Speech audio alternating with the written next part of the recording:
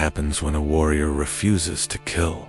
Among many native tribes, bravery wasn't just about swinging a weapon, it was about balance, duty, and harmony with the spirits.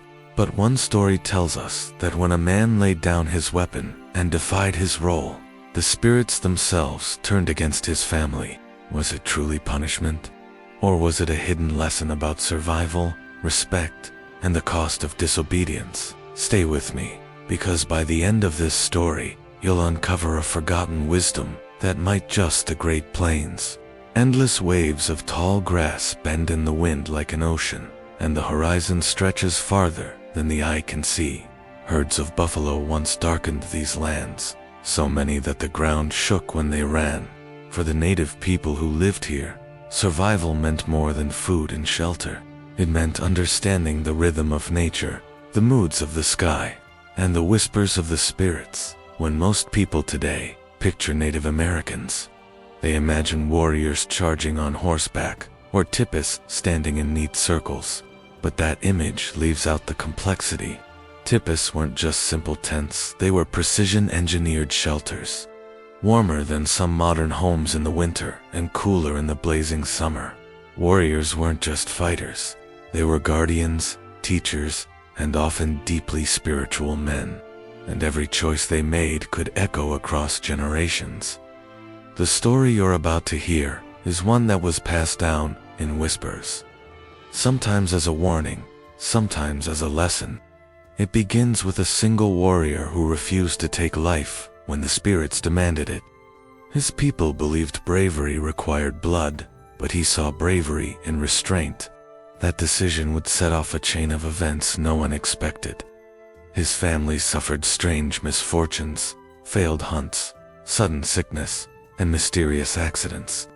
Was it the vengeance of angry spirits, or the natural price of breaking tradition? This tale blends history and myth, and as we peel back each layer, we'll also uncover how these people lived, fought, prayed, and survived in some of the harshest conditions on earth. By the end, you'll see why their wisdom, whether wrapped in curses or blessings, still matters for us today. Imagine standing on the plains in January. The wind cuts like knives, snowdrifts pile high, and temperatures plunge below zero. No heaters, no electricity, no Gore-Tex jackets or insulated boots. And yet, native families survived here for centuries, sometimes thriving where settlers later froze to death. How? Through ingenious engineering that modern survivalists still admire today. The tipi was more than just a cone of poles and hides. Think of it like an ancient form of climate control. In winter, the lodge faced away from the wind, with layers of buffalo hides acting as insulation, trapping heat inside. A central fire pit warmed the air, while a smoke hole at the top worked like a natural chimney. Families could adjust the flaps to control ventilation, preventing smoke from choking them. In summer, the hides could be rolled up to allow breezes to pass through, turning the tipi into a cool shelter. Some explorers even admitted that they slept warmer in a tipi than in their log cabins. Clothing was just as strategic. Buffalo hides weren't just blankets, they were the North Face jackets of their time. The thick winter robes had fur turned inward, trapping body heat, while lighter deerskin shirts and leggings were used in summer. Moccasins, often stuffed with dried grass for insulation, were as comfortable as slippers, but durable enough for long hunts. Even children wore rabbit fur coats that could rival modern winter gear. Nothing was wasted. Every tendon, bone, and sinew from an animal could become cordage, tools, or sewing thread. And then there were tools. Before metal arrived through trade, tribes shaped stone, bone, and antler into precision instruments. Scrapers to clean hides, awls to pierce holes for stitching, spears and bows fine-tuned for different kinds of hunts. A buffalo hunt wasn't just chaos, it was strategy, engineering, and cooperation. Warriors on horseback guided herds toward cliffs or enclosures, while others closed in with lances. Every successful hunt meant survival through another brutal season. But here's the twist. Survival was never just physical. The people believed their tools, clothes, and homes held spiritual power. The tipi wasn't just a house, it was a circle, a reflection of the universe. The fire inside symbolized life itself. To mistreat a lodge, or to waste an animal's gift, wasn't just impractical, it was dangerous.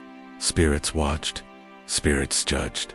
And so, when our warrior refused to kill, his people whispered, maybe the spirits saw him as ungrateful. Maybe they cursed his family by twisting the very tools of survival against them.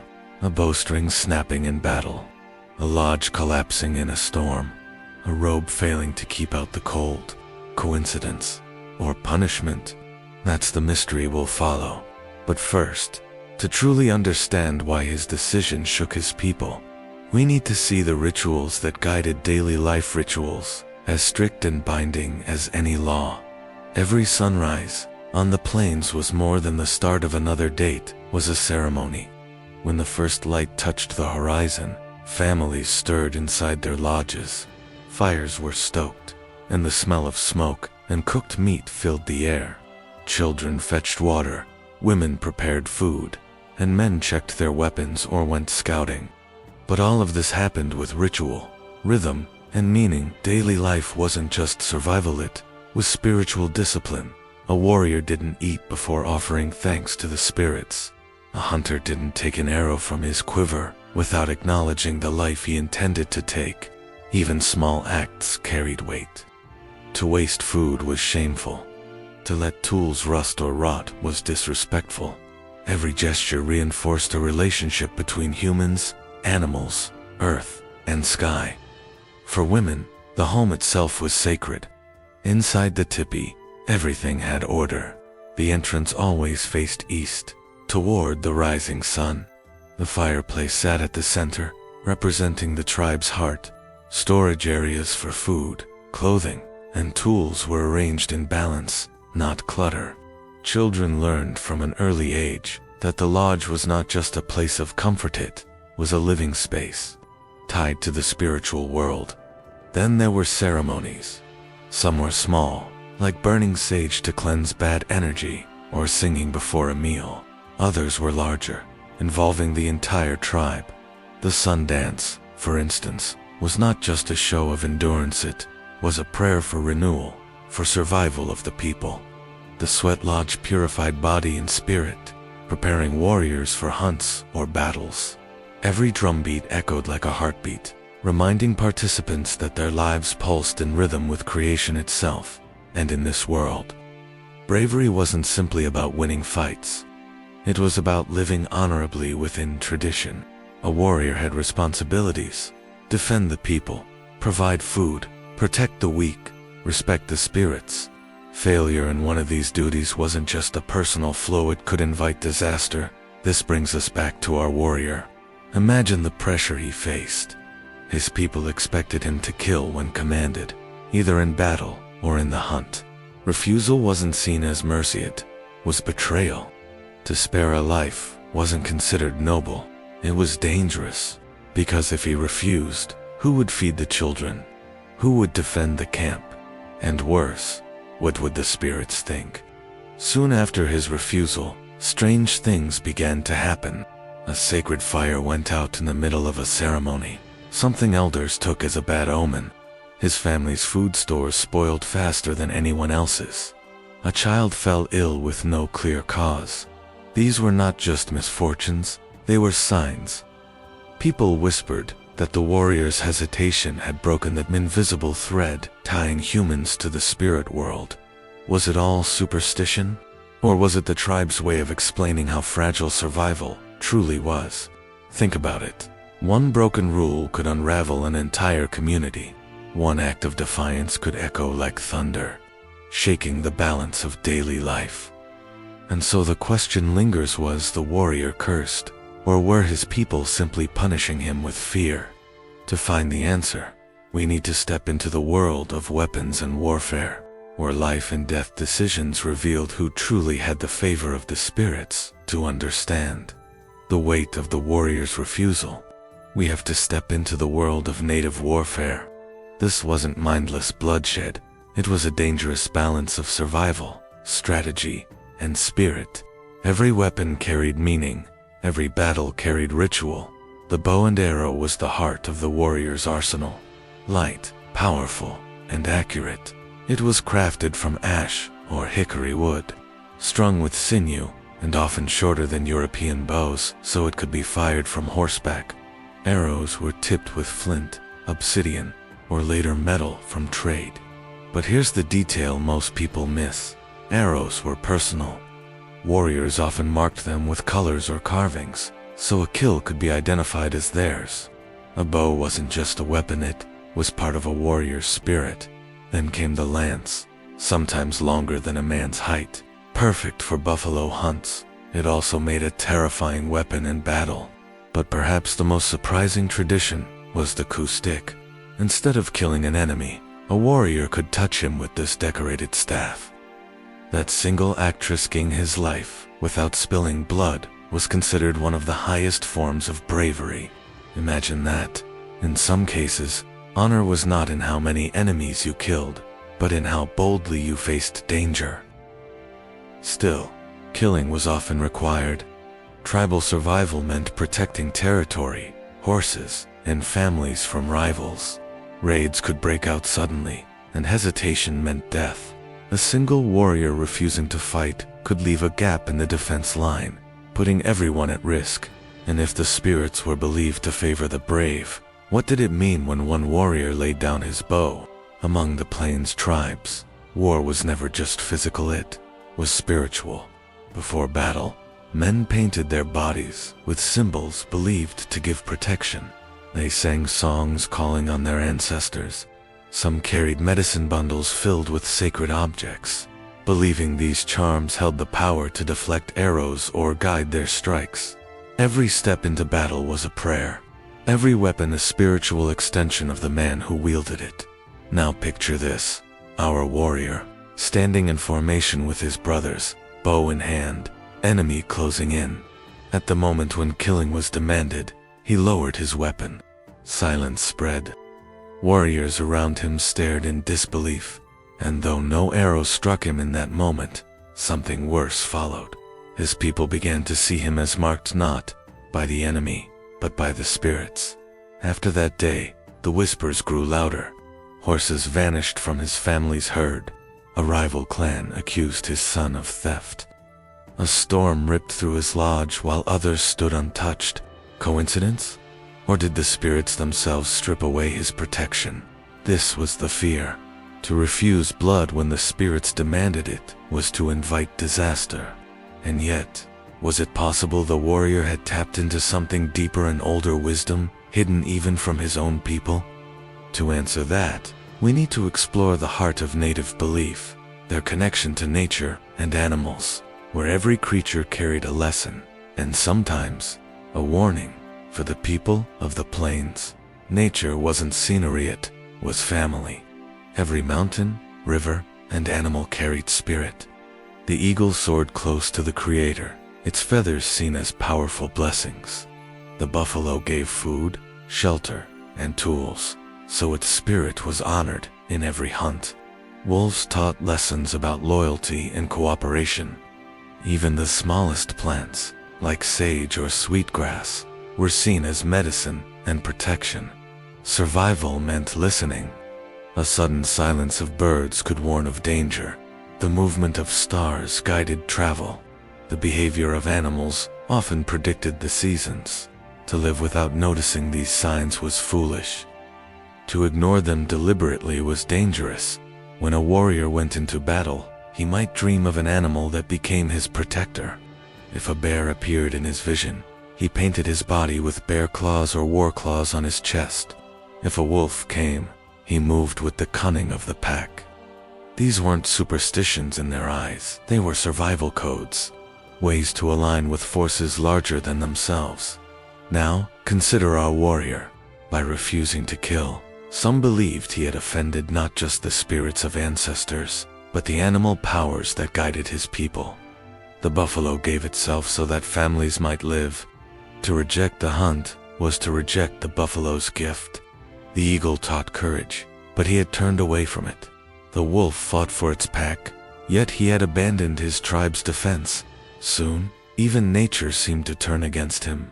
On a hunt, buffalo stampeded before his family could strike, leaving them hungry while others returned with full bellies. His traps came up empty, while neighbors caught plenty. His children, once strong, grew thin through a harsh season. People whispered, "The spirits of the animals see him as unworthy." But here's the haunting question: was nature truly punishing him, or was this the power of belief itself? Imagine living in a community where everyone thinks you're cursed. If no one wants to hunt with you, of course you return empty-handed. If no one trusts your medicine, your sick child gets no help. Could the spirit's punishment be nothing more than the weight of human fear and isolation? And yet, there are deeper stories, ones where the spirits did act directly. Elders told of hunters who mocked the buffalo and were later trampled, or warriors who wasted eagle feathers and were struck down in storms. The line between myth and reality blurred, and so, for this man, every failure, every misfortune, became a warning. Perhaps the spirits were watching after all. Still, not everyone saw him as cursed. Some wondered if he was chosen for a different kind of path. What if refusing to kill was not weakness, but a test? What if the spirits weren't punishing him at all, but teaching the tribe through his suffering? To answer that, we must enter the realm of myth itself, the world of spirits, stories, and beliefs that guided native life as strongly as food or weapons. For the plains people, the world was alive with unseen powers. Spirits moved in the wind, flickered in fire, and stirred in dreams. Life was not divided between sacred and ordinary. Everything was sacred. Every choice, every mistake, every act of courage or cowardice sent ripples into the spiritual realm. The people believed in the great mystery of vast force beyond human understanding. From this came all living beings, the animals, the rivers, the stars. But the spirits of ancestors also lingered, watching how the living carried out their duties. Break the laws of respect, and you risked their anger. Show devotion, and you might receive visions, protection, or healing. Myths carried these lessons. Trickster figures like Coyote or Raven reminded people that arrogance and selfishness brought chaos. Stories of the thunder beings warned of storms unleashed by disrespect. The buffalo calf woman taught the sacred pipe, showing that survival came through prayer as much as skill. These tales weren't bedtime stories, they were survival manuals wrapped in legend. So when our warrior refused to kill, the people didn't just see a man disobeying his duty. They saw myth repeating itself. Was he like the trickster, upsetting balance with stubbornness? Or was he like a holy man, guided by visions too deep for others to understand? The elders turned to ceremony for answers. They held a sweat lodge, seeking visions about his fate. Inside the dark, steaming lodge, they prayed, sang, and asked the spirits for guidance. Some claimed they saw shadows of wolves circling his family, a sign of danger. Others said they glimpsed a great eagle, wings spread wide, as though shielding him. Conflicting visions only deepened the mystery, and yet, the misfortunes piled higher. A fire sparked inside his lodge and burned half his possessions. His brother was injured in a raid. His youngest child nearly drowned in a river. Each time, the tribe muttered, "The spirits are angry." Fear spread faster than truth. But here's the twist. Among the old myths, punishment was never without purpose. When spirits struck, it was to teach balance, not to destroy. The question was, what lesson were they teaching now? Was it simply to obey tradition, or was there a hidden wisdom about mercy, restraint, and courage beyond violence? By the end of his life, the warrior had become a living riddle. Some spat at his name, calling him cursed. Others whispered that he carried secret knowledge. Generations later, the story still spread, always with a question. Did the spirits punish him, or reveal through him that survival sometimes meant more than spilling blood? And to understand the final piece, we must see how tribes moved with the seasons because timing, migration, and adaptation often decided life or death and could turn a curse into survival. The plains were not kind to the careless. Summers scorched the earth with blazing heat. Winters froze, rivers solid. Food appeared in sudden abundance then vanished without warning. To survive here, native tribes learned to move like the seasons themselves. In spring, camps followed rivers where fresh plants grew and animals birthed their young. Summer brought the great buffalo hunts across open grasslands. Fall meant storing meat, drying berries, and preparing hides before snow set in. Winter often meant retreating to sheltered valleys or wooded areas where wind and cold could be managed. Life was a constant migration, like breathing in and out with the land. Everything revolved around timing. Move too late, and the herds would pass you by. Store too little, and children would starve before the thaw. A single mistake could ripple through an entire year. That's why tradition mattered so deeply. Rituals, taboos, and spiritual rules weren't just superstition. They were memory encoded in culture, ensuring the people stayed in sync with nature's clock. Now imagine what it meant when our warrior broke tradition. His refusal to kill wasn't just seen as moral failure, was seen as dangerous timing. If others followed his example, hunts could falter. If hunts faltered, migrations could fail. And if migrations failed, the whole community risked collapse. In this way, the tribe believed the spirits weren't punishing one man, they were warning everyone not to fall out of rhythm. Still, nature itself had lessons of mercy. Not every hunter struck his prey. Sometimes the herds escaped. Sometimes a storm scattered the people. Survival required flexibility as much as discipline. Perhaps the warrior's act of restraint was a glimpse of another truth. That balance included both taking life and sparing it. Yet his family continued to struggle. During one harsh winter, while other lodges endured, his teepee collapsed under heavy snow. His children fell ill, his food spoiled. Some said this was proof of spiritual punishment. Others said it was simply bad luck, magnified by fear. The line blurred again, myth and survival, punishment and coincidence, intertwined. And so, the warrior's story became not just about one man, but about how a community responds when tradition is challenged. Do they adapt, or do they cling tighter to old rules? Do they see punishment from spirits, or opportunities to learn? This question would carry forward into the tribe's memory, shaping how future generations balanced survival with belief. And it leads us to the heart of the tale, the climax, where the line between curse and wisdom finally breaks open. Years passed, and the warrior's family remained marked by whispers of misfortune. Some called them cursed, others pitied them. But none could deny that strange accidents and hardships seemed to follow wherever they went. By then, most men in his position would have either left the tribe or bent to tradition. But he remained quiet, stubborn, and unbroken. One winter, during a famine, the tribe faced starvation. Buffalo herds had moved farther than expected. Storms trapped hunters before they could return with food.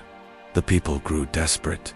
Children cried from hunger, and even the elders whispered that survival seemed impossible. In that moment, the warrior stepped forward. But instead of lifting his bow, he lifted his voice. He told the people of a dream he had carried for years. In the dream, he saw a great buffalo standing on a hill, staring at him. But the animal did not charge. It lowered its head, pawed the earth, and then turned away. Behind it appeared fields of grass, endless and green, where food was always plentiful. At first, the people scoffed. A vision could not fill their bellies, but hunger has a way of opening the mind. So, guided by the dream, the warrior led them away from their usual hunting grounds. After days of travel, through biting cold and doubt, they reached a valley none had entered before. And there, as if the dream had carved a path, they found buffalo more than they had seen in seasons. The people feasted, stored meat, and endured the winter. Suddenly, whispers of curse turned into whispers of chosen. Some said the spirits had tested him all along, forcing him through suffering so he would be strong enough to lead them in their time of greatest need. Others insisted it was coincidence, a lucky guess that saved them. But one thing was certain, his refusal to kill had not destroyed the people. It had given them another chance at survival. The true twist. In the end, the spirits did not punish his family, they used his suffering as a lesson. Tradition gave stability, yes, but sometimes survival required breaking from tradition. Mercy, restraint, and listening to dreams could be as powerful as arrows and spears. For the first time, the people saw bravery in a new light, not only in the stroke of a blade, but in the strength to hold it back. The warrior who had been called cursed became remembered as a bridge between worlds, the world of tradition and the world of hidden wisdom. And that wisdom, that survival isn't only about taking life, it's about honoring it, even in moments of desperation. The story of the warrior who refused to kill spread across generations. Some remembered him as cursed, others remembered him as wise, but all agreed his life carried a warning. The line between survival and destruction is thinner than a knife's edge. For the people, his tale became a mirror. Was courage only measured in blood? Or could it also be measured in restraint, in the ability to listen when others shouted for violence? His suffering forced the tribe to wrestle with these questions, and in that struggle, they grew stronger. The lesson wasn't that tradition should be abandoned.